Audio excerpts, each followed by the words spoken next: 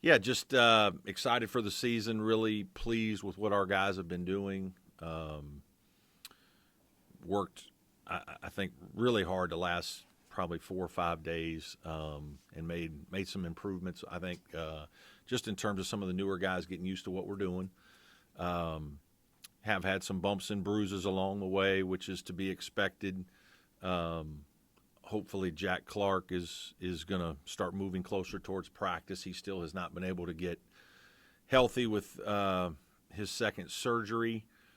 Some people know Josh Beadle, unfortunately, was in a car accident last week, and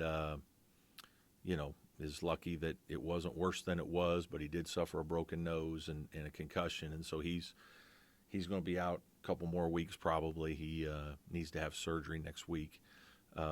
So that's a little bit of a setback. Beyond that, for the most part, pretty good. Alex Hemingway's doing much better. Close to 90%, I would say, in terms of health and movement. And then there's just some nagging things that come with kind of getting back at it every day. But I think we're going to have some pretty good depth. I've mentioned it that I think our sophomores continue to improve. I'm feel bad for Josh because I thought Josh was off to a better start than maybe some previous years, and playing pretty well. And so this is a little unfortunate for him. But Dylan and Chauncey and RJ again, I've talked about it. Those guys have been consistent. They've been healthy, knock wood, and they've had really good approach, and just I think they've gotten better because of spring, summer, and now fall workouts. And so I think those guys are all doing very well.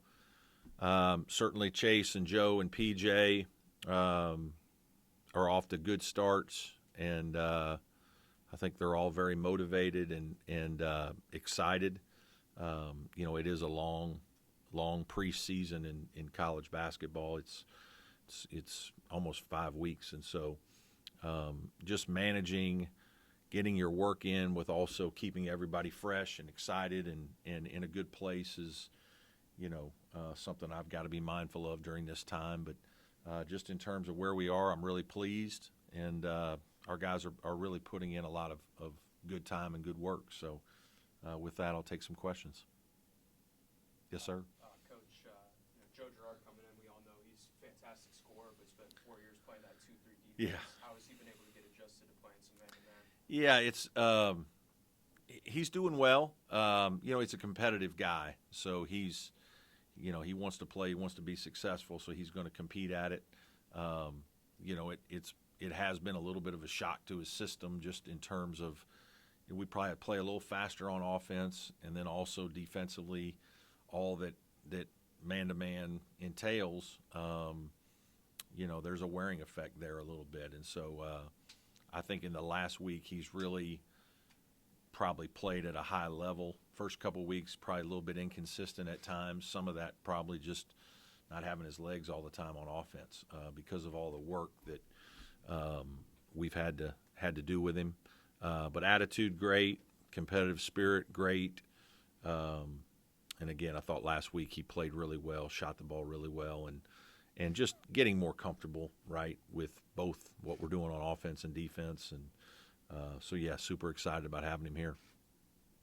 Now, last year you really liked how well your team shared the ball. Right. Can you tell at this point that's a trait this team has? I think so, yes. And, yeah, that's a great point. I thought we did move the ball, share the ball very well. I think this team will do the same and seems to do that right now. Joe is a good passer as well as a good shooter, and, that just speaks to his knowledge of the game.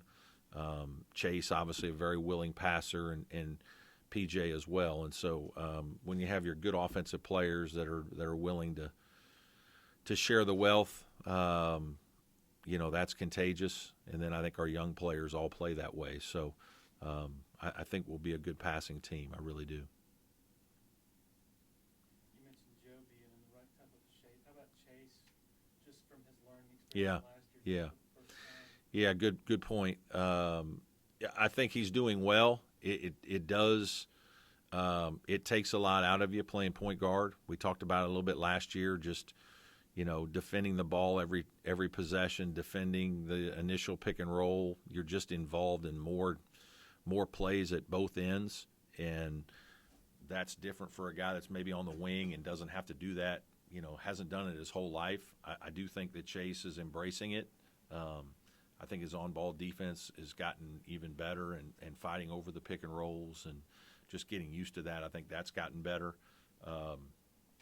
But there's no question that that's a hard part of the position is you're, obviously you're getting the ball every time we have it, and then defensively you're usually the head of the snake. And so you're involved.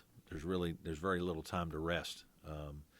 Having said that, I'm hopeful this year's team is good enough, and I expect it to be good enough that we can play a lot of players. This can be a little bit like our COVID team with Amir. PJ's freshman year where we played 10, 11 guys in games, and I think this is the kind of team that we could do the same.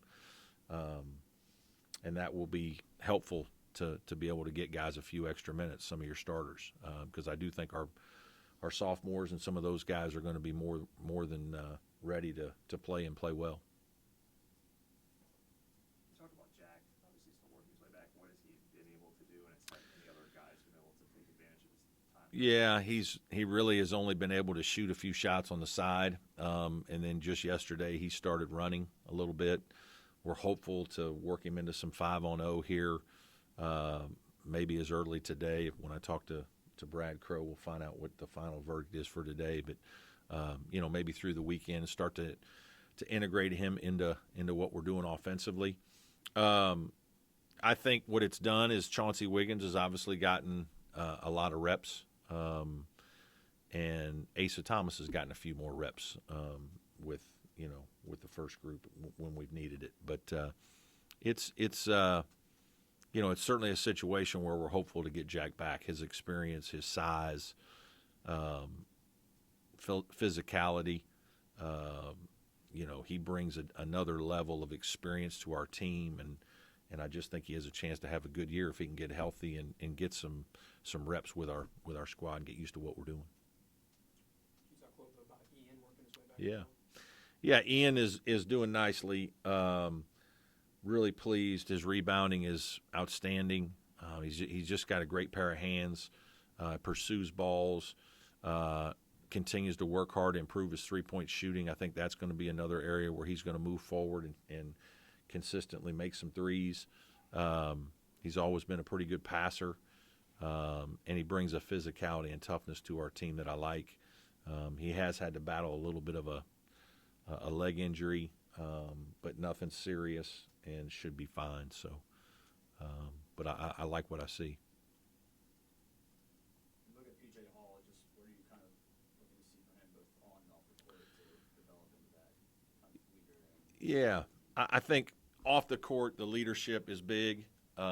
He's got a big personality, emotional guy. I think he's one of those guys that can rally the troops because he's respected as a player in person.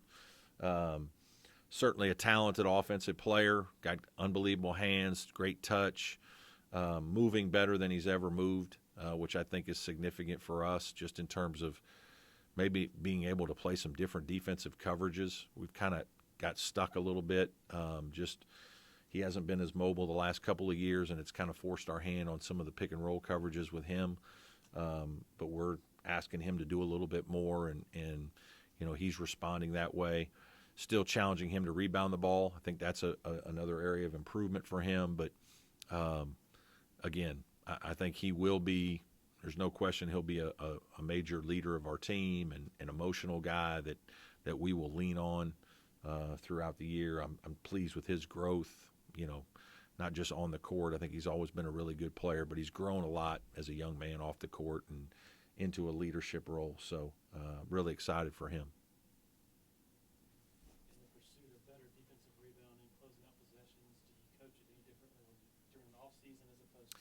I think there's a misconception. I think we were second or third in the league in defensive rebound percentage. So I think there's a misperception that we weren't a very good offensive rebounding team, but we were a good defensive rebounding team, that we're not good rebounders. we have talked about being a better offensive rebound team. I would sign up for last year's defensive rebound percentage again. I'll take second or third in the ACC in defensive rebounding right now. But we need to pursue the ball more offensively. We need to be more aggressive, and we are talking about that, working on that. Just to help us get a couple more easy baskets. PJ is certainly a part of that. RJ will be a guy that will attack the glass for us a lot. Hopefully Chauncey, Wiggins, Jack Clark, can do some of that. Boz even around the rim. PJ certainly will do some of that. Ian, we need all of our front court guys, especially, getting involved in that area. Can you talk a little more about the front court pieces? It feels like you guys have got a luxury in the front court and on the wing of some really versatile guys who go with a couple different looks. Yeah, if we're healthy with Jack and Chauncey and Ian and RJ and PJ and Boz, I feel like we've got great depth up front, which is important. And we can do a couple different things. We can play bigger, which was really the big change in our team last year. Was we moved after the Loyola game, we moved Hunter Tyson to the 3, and we just felt like we've got to be a bigger team, a more physical team. And that change really helped us. It kept bigger bodies on some guys. It probably freed Hunter up to rebound. I think it could do the same for Chauncey or Jack Clark with big body guys, making contact physically. And so it does give us, 5 or 6 guys we can play along the front line, the wing area that have size, which makes us a bigger team, which I think is important. So excited about that. I really unfortunately haven't seen it because Jack's been here a long time, but he hasn't been out there at all. So that's the only thing that's been a little frustrating, is just trying to, we've had to downsize because of that a lot in practice. We haven't been able to kind of have our true lineups out there as much as we would like, and we haven't been able to go against each other competitively, which we need to do in that spot too. When you downsize, what's the lineup in the backcourt with the kind of guards you play? Yeah, we play 3 guards then, and it could vary. Chase, Joe, Alex. Throw Hybrider in there. You can put Dylan out there, Josh Beadle out there. So it could be an upgrade in quickness and ball handling, but it's you lose a lot of size and rebounding and some physicality along the front court or wing, and that can be a problem in certain situations. So we're trying to stay big if we can. Have you ever come to terms since last year with the fact that a 14-win ACC team did not make the tournament, a 23-win team? And Yeah. If you have, what short of winning the ACC, how many wins do you think it would take? I've put it behind me. There are still times it's frustrating, but we're on to this year. We got to move on past it, and can't worry so much about putting numbers out there. We've just got to try to handle our business, and I think we're playing a very difficult schedule. A lot of good teams away from home. Very hard start to our ACC schedule. So we've got to be on point right away. And, we know we lost a game or 2 last year where we were favored, and that, ultimately was problematic for us. So hopefully that's lesson learned. But, there's a lot of games. You're also playing a lot of games, and the games come quick. And it's hard for teams to be mentally ready every time, and that's what we got to get ourselves to that point where we're ready to attack every time out. And hopefully we again have learned a little bit from that, and I think we've got a hungry group. You talked about PJ Hall emerging as a leader. Who else has kind of just filled in for that leadership role, whether it be incoming transfer or underclassmen? I think Joe and Chase are the next 2 guys. Chase is still quieter probably than I would like, but it's just probably more of his personality. I think he says things to guys individually, and occasionally will say something in a group setting. He's really trying to grow in that area. We've really tried to push that, even sent him to a leadership camp this summer. Joe, I think as he gets more comfortable being here, will be outspoken. He's very competitive. I really like that about him.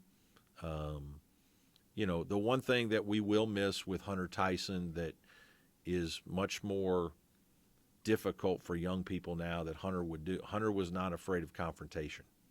He was very aggressive, and he had a dominant personality, and so, you know, he was very confident in his abilities and his work and his preparation, and because he put so much into it, you know, he could go back after you if he didn't think that you were prepared or had done your part. And so, you know, we talk a lot about driving your team to our team, that it needs to be driven by the team, not the coaches, if we're really going to be good. And so there has to be a camaraderie there, a respect factor, but there also has to be a willingness from some of your guys to, you know, every once in a while you have to step on toes. And I think that's more difficult. There aren't as many young folks that are wired that way now. So we're obviously, as coaches, we're having conversations with our team about it, you know, and trying to learn from those things. But I do think that Joe, Chase, PJ for sure, are the voices of our team right now, and certainly have a lot of respect from the guys in the locker room. You guys have Clemson Life out here. Yeah. Just where are those practices? Yeah, they're fun. We've been doing it a long time now with Clemson Life, and you know, we've had a manager with our team for, you know, almost 10 years, I would bet, that's been around a long time, and you know, it's just a great outing. It's fun. I kind of try to step back. I kind of get it started, and then I step back and really let our players, we kind of put our older players in charge of running the stations and organizing everything, and it's just a lot of fun to watch those kids and see the smiles on their faces, and how much fun they're having at basketball. They most of them come to games. They all love to hoop. Basketball is an easy thing to do. You can just go shoot some jumpers. I think they go to Fike and get some jumpers up, and so they want to show us their moves, and we just have a great time with them every year. So it's one of the unique things about Clemson. It makes this place special. Just the camaraderie and the family feel that we all impart on one another, and the way we feel about each other. It's really special. It's one of the things I love too. You mentioned Asa. Yeah. How ready is he to contribute? You know, it's interesting. I think he's got a quiet confidence about him. You know, physically, he's still adjusting to the speed and physicality of it all. But he kind of knows how to play. He'll surprise you every once in a while with a cut or a move or a pass that is really good. And you know, and again, I think he plays with a quiet confidence that you really like as a coach. It's kind of Hunter Tyson-esque. There's some similarities in the guys in terms of, you know, both physically probably not quite ready, but both think they're pretty good players at the time, and do some things that surprise you every once in a while. You know, Asa probably handles the ball a little better than Hunter did at the same age, and Hunter was probably a touch more athletic at the same age, and a little, you know, maybe an inch taller. But there is some quiet confidence about the two that you really admire as a coach, and you look at, and it gives you the pause to think those guys like that he can be a good player because he believes in himself. And I think when you're a young player and you come to this level, and you're going to get smacked in the mouth a few times, and you're going to struggle at times, the easiest thing that can happen is you can lose your confidence. And you know, the guys that lose their confidence and are shaken, it takes them a lot longer in their careers to be successful than the guys that kind of think they're pretty good right away. So he's got a little bit of that. I'm excited about that about him. If anybody on Zoom has anything, you can feel free to chime in.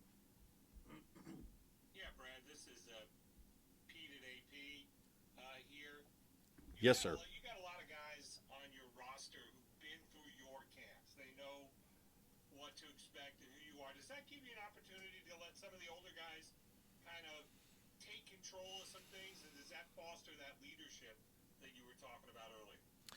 Yeah, I certainly try to do things. It is a little different just having a couple of older transfers. It doesn't feel like we have quite as many as maybe as we do sometimes. But Chase and PJ certainly in particular are two guys that, you know, there are times I bark out drills or say things and I really intentionally don't over-explain them. I just kind of let those guys run with it, and they kind of then are forced to coach guys to figure out what we're doing a little quicker on their own. And I kind of step aside and just because I want that communication from them, I want those guys to have to work through things.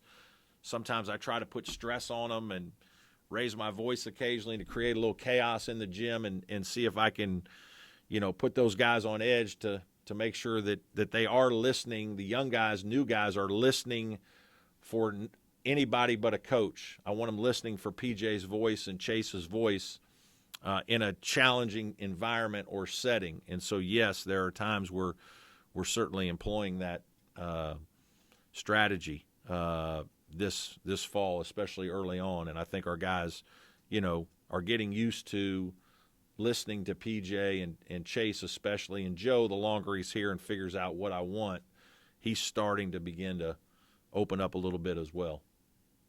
Brad, is there somebody on your roster right now who maybe we're not talking a lot about, but in your mind you're like, you know, this is a guy who can really help us, and by the end of the year people are going to be talking about him? You know, I think RJ Godfrey is one of those guys. Chauncey Wiggins is one of those guys that, you know, they're sophomores. They contributed as freshmen. They had moments where they were really good and some moments, you know, that they looked like they didn't exactly know what was going on. But I think both of those guys for sure, because of their size and the need at their position, are going to get plenty of opportunity. And both guys have, again, been very consistent all off season in their work habits. And I think they've, you know, Chauncey Wiggins has gotten stronger and added 10 or 12 pounds, much more physical. RJ just keeps getting more confident as a basketball player and decision maker and understanding what we're trying to do.